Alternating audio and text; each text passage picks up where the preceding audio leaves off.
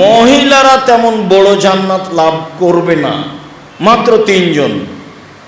এক, আসিয়া ইমরাত ফেরাউন, ফেরাউনের স্ত্রী আসিয়া। 2, বিনত ইমরান, ইমরানের মেয়ে মারিয়াম। 3, ফাজলা আয়েশা আলা সাইরিন নিসায়ে কাফজলি সারিদা আলা সারি তমে। আয়েশার সম্মান পৃথিবীর সকল মহিলার উপরে সারিদ খাদ্যের যেমন মর্যাদা, সকল খাদ্যের উপরে। গোস্তের ঝোলে রুটি ভিজালে তাকে সারিদ বলা হয়।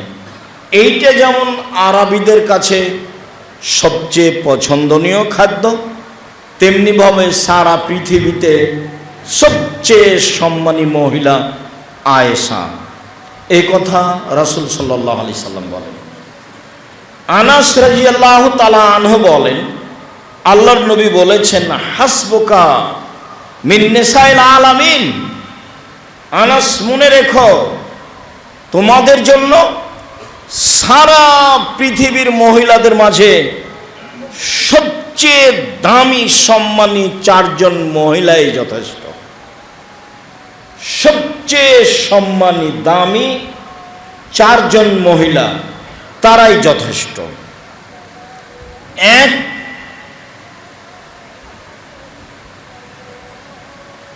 বিনত ইমরান,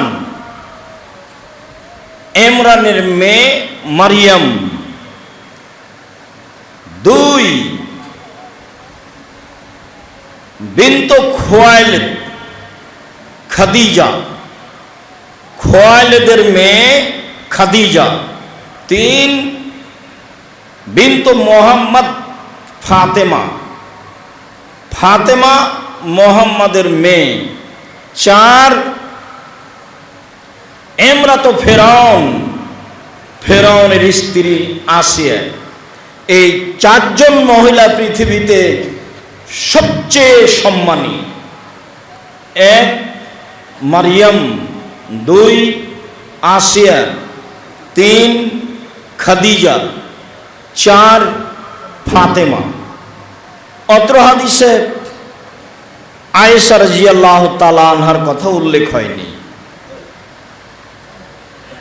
এবার আমরা খাদিজা ও আয়েশাকে নিয়ে কথা বলি। আবু হুরায়রা রাদিয়াল্লাহু তাআলা আনহু বলেন, যা জিবরাইল ইলান নবী সাল্লাল্লাহু আলাইহি সাল্লাম, জিবরাইল আল্লাহর নবীর কাছে আসলেন। জিবরাইল এসে বলছেন, জাত খাদিজাত, হাজি খাদিজাত জাত, এই যে খাদিজা আসছে, মাহা এনাউন, তার কাছে একটা পাত্র আছে, ফিহে এদামুন তম, তাতে আছে তরকারি, তাতে আছে খাদ্য, তাতে আছে তরকারি, তাতে আছে খাদ্য। ফাইজা আতাত ফাকরা আলাইহা সালাম মিন রাব্বিহা মিন্নি। আমি জিবরাইল বলছি, মুহাম্মদ সাল্লাল্লাহু আলাইহি সাল্লাম শোনেন, আপনার নিকটে খাদিজা পৌঁছে গেলে আপনি বলবেন, খাদিজা, তোমার প্রতিপালক আল্লাহ তোমাকে সালাম দিয়েছে। আর আমি জিবরাইল আমার পক্ষ থেকেও খাদিজাকে সালাম রইল, এটা বলে দিবেন। অবাশ্যরহা বিবাইতিন ফিল জান্নাহ, আর একটা জান্নাতে ঘরের কথা বলে দিবেন, মিন কাসাবিন, হীরা মুক্তা মাণিক্য দ্বারা তৈরি, লা সাখাবা ফিহে ওয়ালা কাসা, সেখানে নাই কোনো হইচই, নাই কোনো কষ্ট ক্লান্তি। একটা ঘরের কথা বলে দিবেন। কোরআন মাজিদের আয়াতে বোঝা গেল যে আসিয়া আল্লাহকে বলছেন যে আমার জন্য ঘর তৈরি করেন, আর এখানে জিবরাইল আমাদের নবীকে বলছেন যে ওই যে খাদিজা আসছে, আসলে বলবেন আল্লাহ তোমাকে সালাম দিয়েছে, আসলে বলবেন জিবরাইল তোমাকে সালাম দিয়েছেন, আসলে বলবেন খাদিজা জিবরাইল বলল, আল্লাহ তোমার জন্য একটা ঘর নির্মাণ করেছেন হীরা মুক্তা মাণিক্য দিয়ে, তাতে কোনো হইচই হই হুল্লোড় নেই, তাতে কোনো কষ্ট ক্লান্তি নেই। এই কথা বলে দিবেন। হাদিস বুখারী মুসলিম। তাহলে তো মান সম্মানে খাদিজাই সবচেয়ে আগে চলে গেলেন। হাদিসের গতিতে বিভিন্ন সময়ে বিভিন্নভাবে বলা হয়েছে, তবে সব মিলে যা বোঝা যায় তাতে খাদিজা রাদিয়াল্লাহু তাআলা আনহার মান সম্মান অনেক বেশি, এটাই বোঝা যায়। এক সময়ে স্মরণ থাকলে কথা প্রসঙ্গে আবারও খাদিজার কথা বলবো ইনশাআল্লাহ। আয়েশা রাদিয়াল্লাহু তাআলা আনহা বলেন, আল্লাহর নবী বললেন, আয়েশা, হাজা জিবরাইল ইকরাকা সালামা, এই যে জিবরাইল, জিবরাইল তোমাকে সালাম দিল। আমরা এক বিছানায় তিনজন রয়েছি, আমি আছি, জিবরাইল আছেন, মুহাম্মদ সাল্লাল্লাহু আলাইহি সাল্লাম আছেন। আমরা এক বিছানায় তিনজন রয়েছি। তো আমাকে আল্লাহর নবী বলছেন, হাজা জিবরাইল, এই যে জিবরাইল, ইকরাকা সালামা, ইকরাকা সালামা, তোমাকে সালাম দিল। তো আয়েশা বলছেন, ওয়া আলাইহিস সালাম ওয়া রাহমাতুল্লাহ, জিবরাইলকে সালাম, তার উপরে আল্লাহর রহমত দয়া হোক। হুয়া ইয়ারা মালানারা, মুহাম্মদ সাল্লাল্লাহু আলাইহি সাল্লাম দেখেন কিছু যা আমরা দেখতে পাই না। মুহাম্মদ সাল্লাল্লাহু আলাইহি সাল্লাম নবী হওয়ার ভিত্তিতে এমন কিছু দেখতে পান যেটা আমরা দেখতে পাই না। একই বিছানে একই জায়গায় তিনজন আছি, আমি আছি, জিবরাইল আছেন, মুহাম্মদ সাল্লাল্লাহু আলাইহি সাল্লামও আছেন, কিন্তু আমি তো জিবরাইলকে দেখতে পাই না। অথচ আল্লাহর নবী বলছেন যে আয়েশা, এই যে জিবরাইল তোমাকে সালাম দিল, মানে এখানেই আছেন। তো আমি তো আর দেখতে পাই না, তখন আমি বলছি, আমি আর বলতে পারছি না ওয়ালাইকুম সালাম, আপনাকেও সালাম, এটা আর আমি বলতে পারছি না, কেননা আমি তো দেখতে পাই না। তখন আমি বলছি ওয়ালাইহিস সালাম ওয়া রাহমাতুল্লাহি ওয়া বারাকাতুহু, তার উপরেও সালাম। আমি দেখতে পেলে বলতাম আপনাকেও সালাম, আপনার প্রতি আল্লাহর দয়া হোক। মুহাম্মদ সাল্লাল্লাহু আলাইহি সাল্লাম অনেক কিছু দেখতে পান যা আমরা দেখতে পাই না। স্বামী স্ত্রী, তবে স্বামী হচ্ছেন নবী আর স্ত্রী হচ্ছেন মানুষ সাধারণ। যত বড়ই সম্মানী হোক না কেন, আল্লাহ কোনো মানুষের সাথে কথা বলেন না, নবীর সাথে কথা বলেন সরাসরি নয়, জিবরাইল ব্যতীত। তবে মুসাকে কালিমুল্লাহ বলা হয়, মুসা আল্লাহর সাথে কথা বলেছেন, তবু একেবারে সামনাসামনি দেখে এটা নয়। তার মানে এই চক্ষু আল্লাহকে দেখতে পারবে না, এটা অসম্ভব। আল্লাহ বলছেন, মা বিয়ামিনিকা ইয়া মুসা, মুসা তোমার হাতে কি? আল্লাহ বলছেন, ওই হে আশা, এটা আমার লাঠি, এটা দিয়ে কি করো? এটা দিয়ে আমি যখন সামনে কোনো ড্রেন নালা পড়ে তখন হেলান দিয়ে লাফ দিয়ে পার হয়ে যায়। রাখাল মানুষ তো যা হয় তাই। এখন আপনারা কোনো দিন মাঠে গরু ছাগল চড়াচ্ছেন কি না তাহলে ভালো মনে পড়বে, যেহেতু ছাগলের রাখাল, তাই তিনি বলছেন এই লাঠিতে হেলান দিয়ে ড্রেন নালা লাফ দিয়ে পার হয়ে যায়। আর মাঝে মধ্যে লাঠি দিয়ে গাছে মেরে পাতা ঝরিয়ে আমার ছাগলকে খাওয়াই, ওলিয়া ফিহা মারে বোখরা, এ দিয়ে আমার আরো প্রয়োজন মিটে। তার মানে উনি যে নবী, এইটা উনি বুঝতে পারতেন পরিস্থিতি। এই লাঠিকে তিনি যা প্রয়োজন মনে করতেন তাতে ব্যবহার করতে পারতেন। যদি মনে করেন যে এখন পানির প্রয়োজন, তাহলে একটু পুঁতে দিলেই নলকূপের মতো পানি আসবে। ওলিয়া ফিহা মারে বোখরা। সম্মানিত দিনী ভাই বোন, আমরা বলছিলাম নারীদের মর্যাদা। আবু হুরায়রা রাদিয়াল্লাহু তাআলা আনহু বলেন, রাসূল সাল্লাল্লাহু আলাইহি ওয়াসাল্লাম বলেছেন,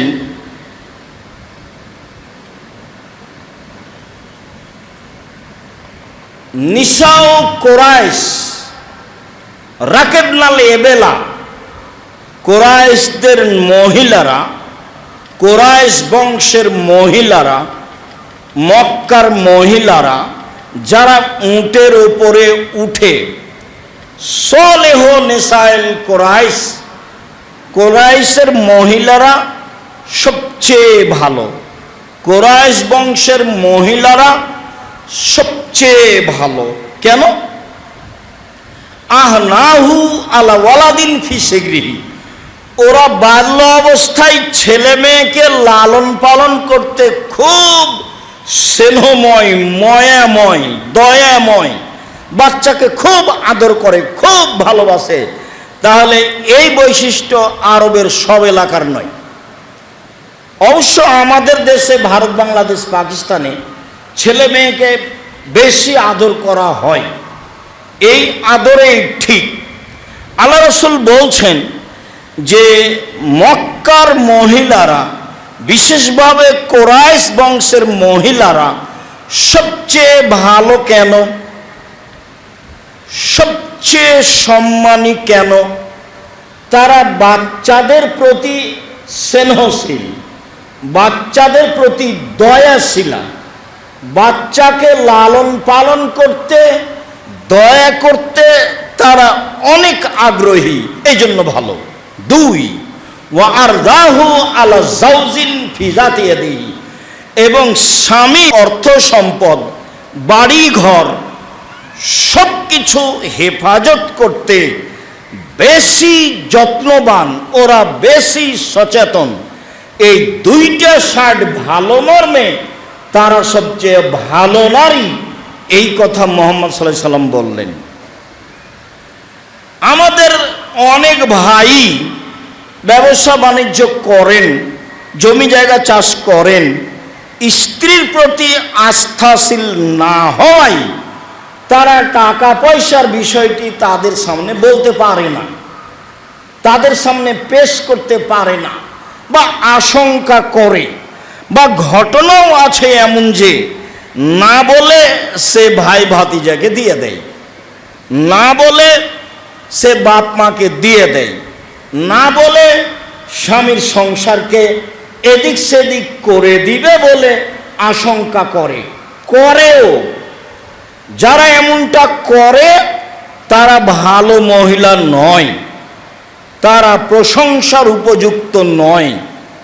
স্বামীর সংসারের প্রতি খুব ভালো যত্নবান, হুঁশিয়ার, সচেতন হতে হবে, তাহলে সে ভালো নারী। এ কথা রাসূল সাল্লাল্লাহু আলাইহি সাল্লাম বললেন। আবু হুরায়রা রাদিয়াল্লাহু তাআলা আনহু বললেন, রাসূল সাল্লাল্লাহু আলাইহি সাল্লাম বলেন, খায়রুন নিসায়ে, মহিলাদের মধ্যে সবচেয়ে উত্তম ভালো নারী কারা? কে?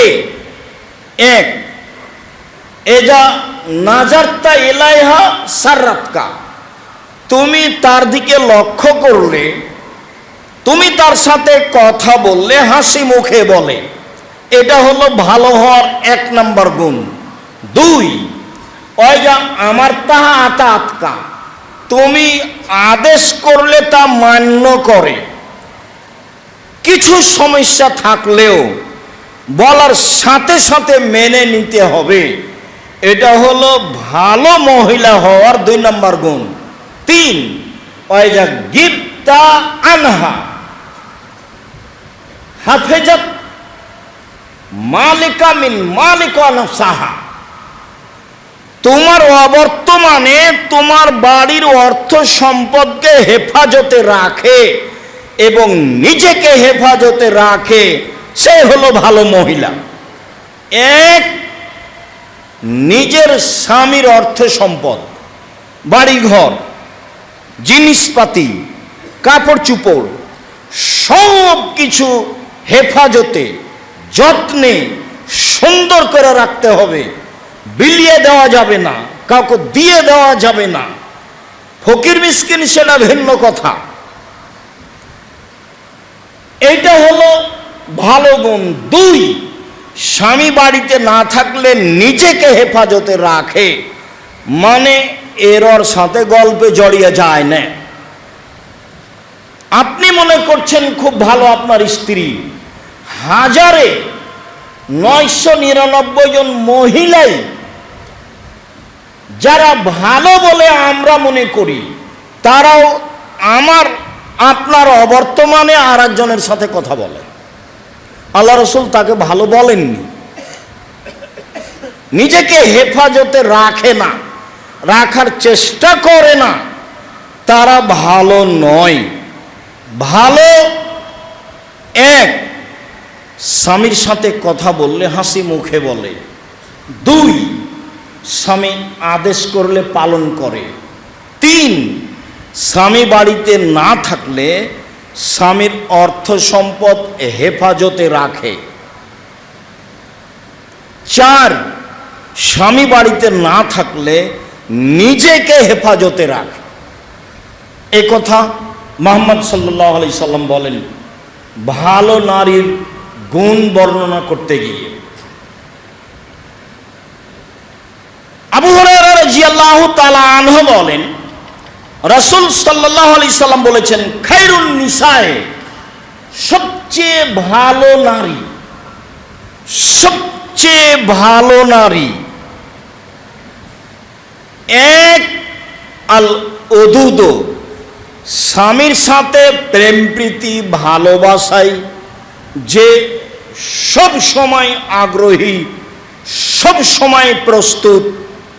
আল ওদুদ, স্বামীর সাথে প্রেম প্রীতি ভালোবাসায় সুলভ আচরণে সব সময় প্রস্তুত, যে মুখ খারাপ নয়, যার মুখ ভারী করে না, যে কথা বন্ধ রাখে না, যে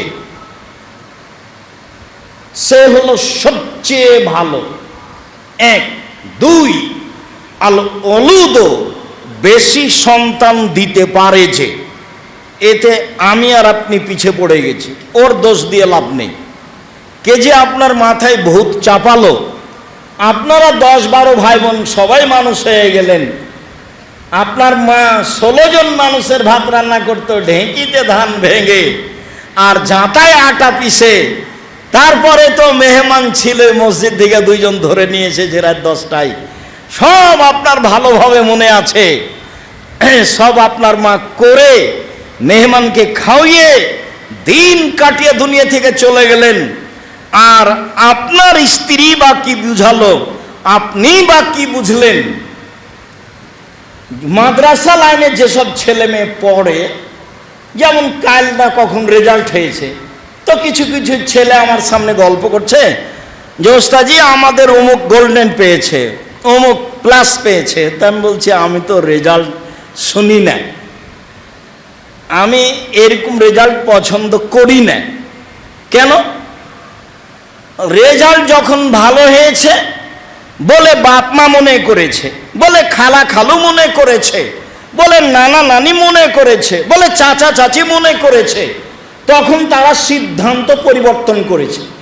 তারা ছেলের মাকে বলেছে যে তাহলে তেহরা মাদ্রাসায় পড়িয়ে কি হবে, অত ভালো রেজাল্ট, অত ভালো রেজাল্ট, ছেলেটাকে ওখানে রাখলো, কি যে বুঝলো, ছেলেটাকে একটু দিনাজপুর সরকারি কলেজে ভর্তি করলো না, ছেলেটা মানুষ হতো, কত কি হতো। তবে এখন আর কি বলতে পারি, মানুষ যদি হয় তাহলে 3টে পথ: 1 চোর, 2 প্রতারক, 3 লেবারের ম্যানেজার। যদি খুব মেধাবী হয় তাহলে কিভাবে? যদি ইঞ্জিনিয়ার হয় তাহলে চুরি করবে জাতির টাকা, ব্যতিক্রম 2-1টা তুলে রাখেন।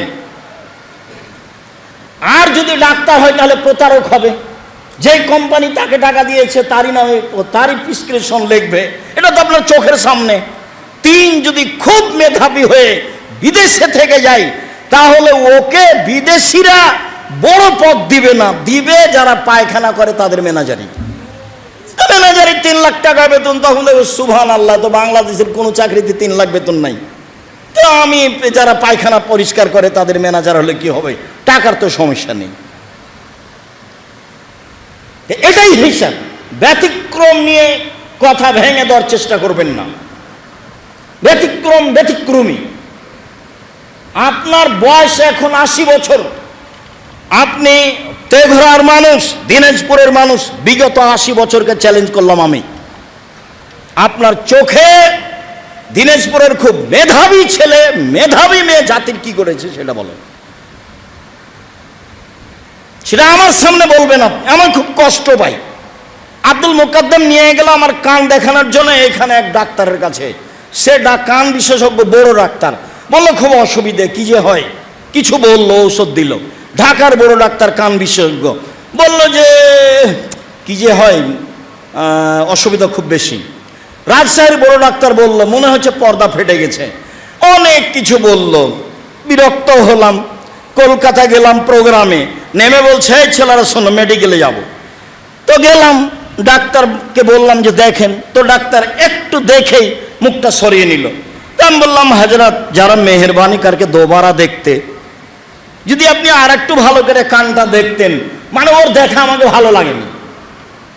তখন হেসে উঠেছে, হেসে উঠে বলছে দো দাওয়া লিখ দিয়া, দুইটা ওষুধ লিখে দিয়েছি, জিন্দেগি মে কভি नहीं होगा, এটা ভালো হয়ে যাবে, কিয়ামত পর্যন্ত কোনোদিন হবে না। अगर हो भी जाए তো दूसरे के इस्तेमाल करना पहले को नहीं। তাহলে দ্বিতীয়টা ব্যবহার করিও, প্রথমটা নয়। 3 দিন পরে ভালো হয়ে গেছে। এখানে 1.5-2 বছরের কথা। আমি প্রশংসা করিনি কারো, বদনামও করিনি কারো, আমার নিজস্ব বাস্তব কথা বলছি। সম্মানিত দিনী ভাই, কোথা থেকে কথা বলছিলাম?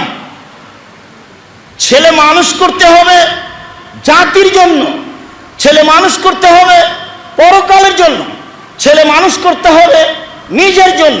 যেটা আপনাকে আমি দিনরাত বলছি। আমার মনে বড় সাধ, এই দেশের মাটিতে আমি উন্নত মানের প্রতিষ্ঠান গড়বই ইনশাআল্লাহ, যেখানে ছেলে মেয়ে বাংলা, ইংরেজি, আরবি উন্নত মানের শিক্ষা অর্জন করে জাতির অন্যায়ের বিরুদ্ধে লড়বে, মুখে কলমে মিডিয়ায় লড়বে ইনশাআল্লাহ। মাঠে আছি মুখে, মাঠে আছি কলমে, মাঠে আছি মিডিয়ায়, আরো শক্তভাবে থাকবো সময়ের গতিতে ইনশাআল্লাহ।